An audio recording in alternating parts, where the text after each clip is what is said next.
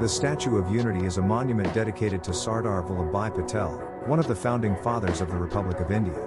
The statue is located in the state of Gujarat in western India, and it is the tallest statue in the world at a height of 182 meters.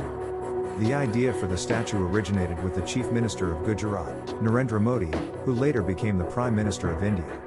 Modi proposed the statue as a way to honor Patel and his role in the integration of the princely states of India after independence in 1947.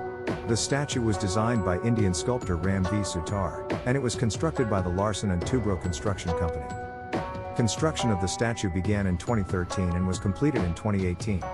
The dedication ceremony was held on October 31, 2018, and it was attended by Indian President Ram Nath Kovind and other dignitaries. The statue is situated on a river island facing the Sardar Sarovar Dam, which is one of the largest dams in India. It is located in the Narmada district, which is known for its natural beauty and cultural significance.